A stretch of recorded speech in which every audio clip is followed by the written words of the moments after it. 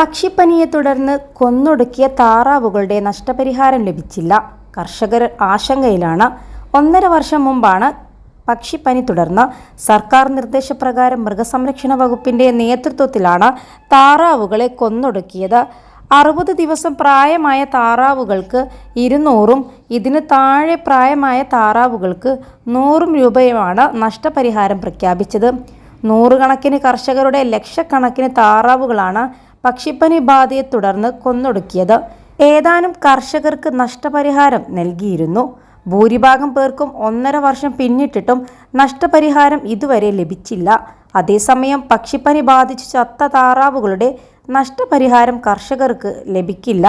1.5 വർഷം മുമ്പ് താറാവ് ഒന്നിന് 23.5 രൂപ നിരക്കിലാണ് ഹാച്ചറികളിൽ നിന്ന് കർഷകർ വാങ്ങിയത്.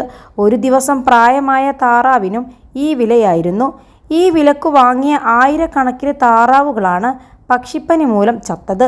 മിക്ക കർഷകരും സ്വർണം പണയം വെച്ചും സ്വകാര്യ ധനകാര്യ സ്ഥാപനങ്ങളിൽ നിന്ന് കൂടിയ പലിശക്ക് പണമെടുത്തുമാണ് താറാവ് കൃഷി ചെയ്തത്. നഷ്ടപരിഹാരം ലഭിക്കാത്തതിനാൽ മിക്ക കർഷകരും കടുത്ത സാമ്പത്തിക പ്രതിസന്ധിയിലാണിപ്പോൾ.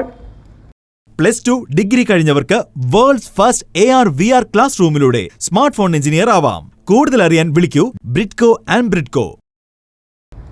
കരുമാടി സ്വദേശിയായ കർഷകന് 8732 താറാവുകളെ കൊന്നൊടുക്കിയ ഇനത്തിൽ 17,46,400 രൂപയോളം ലഭിക്കാനുണ്ട്.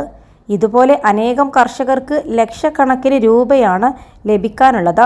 സാമ്പത്തിക പ്രതിസന്ധിയാണ് നഷ്ടപരിഹാര വിതരണം വൈകാൻ കാരണമെന്നും പറയുന്നു.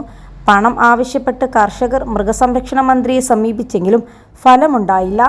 ലക്ഷക്കണക്കിന് കർഷകർ നഷ്ടപരിഹാരത്തിന് വേണ്ടി കേഴുകയാണ്.